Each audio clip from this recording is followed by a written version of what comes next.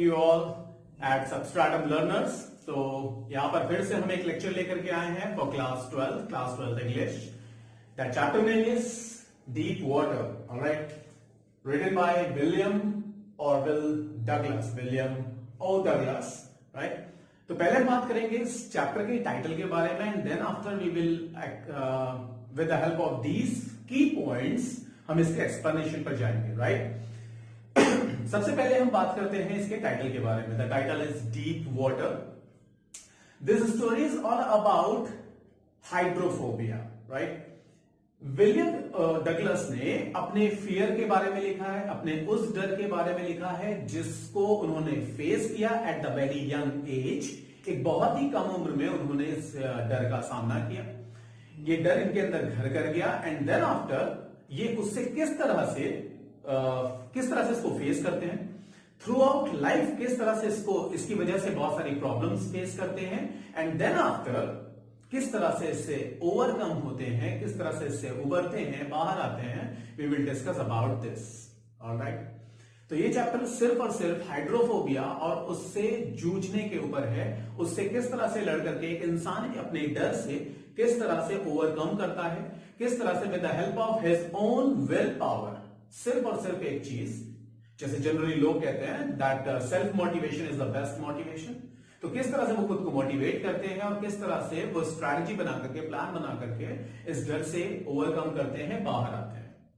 और इस डर को घर करने में कुछ इंसिडेंट्स, कुछ एक्सीडेंट्स इनकी लाइफ में हुए जो इस डर को इनके मन में गहरा बिठाने के लिए बहुत ज्यादा जिम्मेदार थे. स्टार्ट करते हैं विद दीज की पॉइंट. पहला स्टार्ट करते हैं Douglas first aversion to water. सबसे पहला इंटरैक्शन जो उनका वाटर के साथ हुआ, जो पहला एक्सीडेंट हुआ when he was at about 3-4 years. जब ये 3-4 साल के थे तो ये अपने फादर के साथ कैलिफोर्निया के एक बीच पर गए हुए थे और वहां पर अपने फादर के साथ वाटर स्पोर्ट एंजॉय कर रहे थे.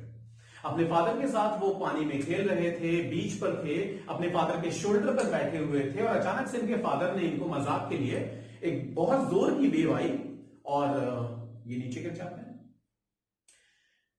ऑफकोर्स एक बच्चा जो अभी 3-4 साल का है, अचानक से वो उसको पहली बार ये फील होता है, पहली बार ये एहसास होता है कि डर क्या होता है, मौत का डर क्या होता है. देन आफ्टर उनके फादर उन्हें बाहर निकालते तो हैं, लेकिन क्योंकि पानी बहुत कम था इसलिए उन्हें पता था कि ऑफकोर्स विलियम डूबेंगे नहीं और उन्हें बाहर निकाल लिया जाता है और उनके फादर उनके ऊपर बहुत जोर से हंसते हैं. लेकिन वो पहला इंसिडेंट था जब विलियम के मन में डर बैठ गया. Next, misadventure at YMCA pool. दूसरा इंसिडेंट तब होता है जब ये कुछ 11-12 साल के होते हैं और ये YMCA पूल में जाते हैं. ये डर उनके मन में बचपन में बैठ चुका है लेकिन इन्होंने डिसाइड किया कि हम YMCA पूल जाकर के प्रैक्टिस करेंगे. वहां पर हम थोड़ा थोड़ा प्रैक्टिस करेंगे. उस पूल में जाकर के स्विमिंग सीखेंगे, हाउ टू स्विम. जब मैं सीखूंगा तो डेफिनेटली वो डर मेरे मन से निकल जाएगा. ऑफ कोर्स जिस चीज से आप डरते हो उसको अगर आप फेस करते हो तो डेफिनेटली वो डर आपके ऊपर कंट्रोल नहीं पा सकता, आपके ऊपर हावी नहीं हो सकता, आपको डोमिनेट नहीं कर सकता. With this thing in mind, keeping this thing in mind, उन्होंने YMCA पूल चुना. और YMCA पूल के अंदर जो मिस एडवेंचर होता है, मिस एडवेंचर क्या होता है? Once he was all alone. वो रोज जाते थे वहां प्रैक्टिस करने के लिए, लेकिन एक दिन ऐसा हुआ जब वो वहां पर पहुंचे तो उनके फ्रेंड्स, उनके साथ के जो बच्चे थे जो प्रैक्टिस करने आते थे, नो वन वॉज देयर. ये थोड़ा पहले जा चुके थे. देन उन्होंने देखा कि वहां पर कोई भी नहीं है तो वो एक प्लेटफॉर्म पे चढ़ गए जहां से डाइव करते हैं. उस प्लेटफॉर्म पे जाकर के बैठे हुए थे. एक एक यंग बॉय वहां पर आता है और उनको टीज करने के लिए, उनको परेशान करने के लिए, चिढ़ाने के लिए उनसे पूछता है कि तुम यहां क्या कर रहे हो. और जब रिप्लाई आता है कि I am waiting for my friends, तो वो उन्हें उठा करके फेंक देता है पानी के अंदर. That was the second incident जब उनके मन में वो डर गहरा बैठता है. वो पानी के अंदर गिरते हैं, पूल के अंदर गिरते हैं. Pool was about 9 metre deep. 9 metre गहरा था. ऑफ कोर्स 9 मीटर गहरा था. डेफिनेटली एक ऐसा इंसान जिसे स्विमिंग नहीं आती, जिसे तैरना नहीं आता, उसके लिए 9 metre such a huge such a depth, एक बहुत ही ज्यादा गहराई थी। एंड डेफिनेटली जैसे ही वो पानी से टकराते हैं, उस पानी में गिरते हैं, देन उन्होंने स्ट्रैटेजी बनाना शुरू किया। यहां पे नेक्स्ट आता है स्ट्रैटेजी, नेक्स्ट टॉपिक आता है स्ट्रैटेजी। तो डेफिनेटली उनके मन में डर तो था, लेकिन जैसे ही वो पानी से टकराते हैं और वो सीधे डूबना शुरू करते हैं, सिंक करना शुरू करते हैं, तो उन्होंने स्ट्रैटेजी बनाना शुरू किया। उन्होंने स्ट्रैटेजी क्या बनाया? द स्ट्रैटेजी वाज कि जैसे ही मैं बिल्कुल बॉटम ऑफ द वाटर, मैं नीचे बॉटम पर पहुंचूंगा, I will kick hard the surface of that land. उस जगह को मैं बहुत ही जोर से किक करूंगा, और जैसे ही मैं किक करूंगा मुझे अपवर्ड फोर्स मिलेगी, मैं ऊपर की तरफ आना शुरू होऊंगा, ऊपर आ जाऊंगा, और जैसे ही मैं सरफेस पर पहुंचूंगा मैं अपने दोनों हाथ और पैर ओपन कर दूंगा, वाइड ओपन कर दूंगा, जिससे मेरा सरफेस एरिया बढ़ जाएगा। Then I will start paddling, मैं स्टार्ट कर दूंगा पैडल करना, मीन्स हाथों और पैरों को मारना शुरू कर दूंगा, और स्विम करते हुए किनारे पर आ जाऊंगा और खुद को बचा लूंगा। This was the strategy. Of course ये वो कह सकते हैं कि जिस तरह से प्रेशर में दो तरह के रिएक्शंस होते हैं, एक जो प्रेशर को लेकर के, किसी भी प्रॉब्लम को लेकर के इंसान डंप हो जाए, बैठ जाए, और दूसरा जिसका ब्रेन और भी ज्यादा तेजी से फंक्शन करने लगे, how to overcome that very problem, how to get rid of that very problem, उस प्रॉब्लम से बाहर कैसे निकलना है, उस प्रॉब्लम से हमको कैसे छुटकारा पाना है। इसलिए इस तरफ अगर हमारा दिमाग जाता है, देन डेफिनेटली प्रॉब्लम में भी हम खुद को वैसे का वैसा छोड़ नहीं सकते, राइट? तो दिस वॉज द स्ट्रैटेजी। उन्होंने स्ट्रैटेजी बनाई कि मैं जैसे ही नीचे सरफेस पर पहुंचूंगा, नीचे बॉटम पर पहुंचूंगा, मैं किक करूंगा, आई will kick hard that bottom, और मैं सीधे ऊपर आने शुरू हो जाऊंगा, मुझे अपवर्ड फोर्स मिलेगा, और अपवर्ड फोर्स मिलने की वजह से जैसे ही मैं ऊपर आऊंगा, I will wide open my hands and legs, मैं अपने हाथों और पैरों को वाइड ओपन कर दूंगा, and then after I will start paddling, और इस पैडल करते करते हम सीधे पहुंच जाएंगे किनारे पर, and I will save myself. Then next आता है failure of the plan. This was the strategy, but this was the strategy. Strategy थी, स्ट्रैटेजी सक्सेसफुल होगी या नहीं, लेट्स सी। तो यहां पर स्ट्रैटेजी साफ साफ लिखा हुआ है फेलियर ऑफ द प्लान। तो प्लान फेल हो गया। प्लान किस तरह से फेल हुआ? फर्स्ट टाइम जैसे ही वो सिंक करना शुरू हुए, नीचे की तरफ जा रहे थे, तो ये स्ट्रैटेजी वो बना रहे थे। स्ट्रैटेजी बनाते हुए वो नीचे पहुंच जाते हैं, और जैसे ही वो नीचे पहुंचते हैं वो किक करते हैं, वो बहुत ही जोर से किक करते हैं। Of course as per the plan उनको अपवर्ड फोर्स मिलती है, डेफिनेटली मिलेगी, अपवर्ड फोर्स मिलती है, अपवर्ड फोर्स मिली, अपवर्ड फोर्स से वो ऊपर आए। ऊपर आना शुरू तो हुए, लेकिन कंप्लीटली ऊपर नहीं आए, सिर्फ उनका हेड और फोरहेड, अप्रोक्सीमेट आईज, सिर्फ इतना section, sir, forehead and eyes पानी से ऊपर आए, पूरी बॉडी बाहर नहीं आई थी। अपवर्ड फोर्स सिर्फ इतना मिला कि उनका फोरहेड और आईज सिर्फ बाहर आई, और नोस्ट्रिल कुछ सेकंड्स के लिए बाहर आई थी, जिससे वो थोड़ा सा सांस ले पा रहे थे, और उसके बाद फिर वापस से वो सिंक करने लगते हैं, फिर नीचे डूबने लगते हैं। The second attempt and the third attempt, 3 times he attempted, 3 बार उन्होंने अटेम्प्ट किया, और उसके बाद हम फिर 6 पॉइंट पाएंगे।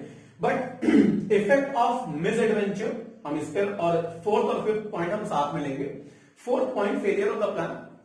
तो फर्स्ट टॉपिक, फर्स्ट अटेम्प्ट जो था उनका वो फेल हो गया, फिर वापस वो डूबना शुरू करते हैं, और सेकंड अटेम्प्ट के लिए प्लान करते हैं कि ठीक है मैं डूब रहा हूं, दैट इज ओके, लेकिन उन्होंने गिव अप नहीं किया हुआ है, उन्होंने बिल्कुल गिव अप नहीं किया, और उन्होंने ये प्लान किया कि I will go for the second attempt, मैं सेकंड अटेम्प्ट करूंगा, सेकंड टाइम, और तब तक धीरे धीरे उनकी बॉडी का ऑक्सीजन, उनके लंग्स में से ऑक्सीजन फिनिश होना शुरू हो चुका था, वो ठीक तरह से सांस नहीं ले पाए थे जब नॉस्ट्रल बाहर आई थी। तो सेकंड अटेम्प्ट उन्होंने किया, सेकंड अटेम्प्ट के लिए उन्होंने प्लान करना शुरू किया कि जैसे मैं नीचे पहुंचूंगा, फिर मैं किक करूंगा, मैं ऊपर आऊंगा, पैडल करूंगा, और फिर मैं खुद को बचा लूंगा। This was the plan, plan was the same, लेकिन सेकंड अटेम्प्ट के लिए वो जाने वाले थे। सेकंड अटेम्प्ट उन्होंने किया, सेकंड अटेम्प्ट में, फर्स्ट अटेम्प्ट में फोरहेड और नोस्ट्रिल थोड़ा सा बाहर आया था, बट सेकंड अटेम्प्ट में वो भी नहीं हुआ, वो पानी के अंदर ही थे, सरफेस वाटर तक ऑलमोस्ट पहुंचे थे, बट बॉडी बाहर नहीं आया था।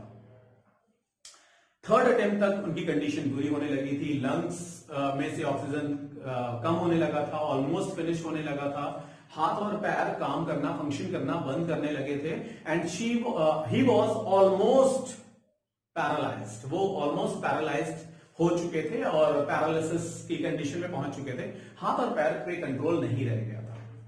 जब उनकी आंख खुलती है तो वो पूल के साइड में होते हैं, उनका स्टमक को प्रेस करके पानी निकाला जा रहा है क्योंकि उन्होंने बहुत सारा पानी निगल लिया था। And then after effect of misadventure, इस मिस एडवेंचर का जो इफेक्ट्स थे वो क्या थे? वो इफेक्ट्स ये थे कि उनके मन में वो डर जो यहां से शुरू हुआ था, उस फर्स्ट इंसिडेंट से शुरू हुआ था, वो डर काफी गहरा हो चुका था, काफी गहरा बैठ चुका था। और इस कदर बैठ चुका था कि वो अपनी टीन एज से लेकर के यंग एज तक कोई भी वाटर स्पोर्ट एंजॉय नहीं कर पाते थे। अपने फ्रेंड्स के साथ जाना, अपने फ्रेंड्स के साथ जाते थे, बहुत सारे अलग अलग जगहों पे जाते थे, लेकिन वो कभी भी पानी में नहीं उतरते थे, वो वाटर स्पोर्ट को एंजॉय नहीं करते थे। और उनके मन में हमेशा ये डर बैठा होता था, द फियर ऑफ डेथ, कि पानी में मैं जाऊंगा तो मैं डूब जाऊंगा और मैं मर जाऊंगा। Now effects of misadventure हो गया था Douglas effort to overcome the fear of water. उनका एफर्ट क्या था? उनका खुद का एफर्ट क्या था इस डर से बाहर निकलने का? दैट एफर्ट्स ऑफ डगलस का एफर्ट ये था कि उन्होंने एक इंस्ट्रक्टर को हायर किया, उन्होंने फाइनली डिसाइड किया कि इस तरह से चीजें नहीं चलने वाली और इस तरह से लाइफ आगे नहीं बढ़ने वाली है। सो ही हायर्ड अ इंस्ट्रक्टर और उन्होंने डिसाइड किया कि I will learn how to swim. मैं उस इंस्ट्रक्टर की मदद से मैं सीखूंगा कि कैसे मैं इस डर से बाहर निकलूंगा। और इसके लिए बहुत ज्यादा विल पावर की जरूरत थी और उन्होंने विलिंगली खुद को बहुत ज्यादा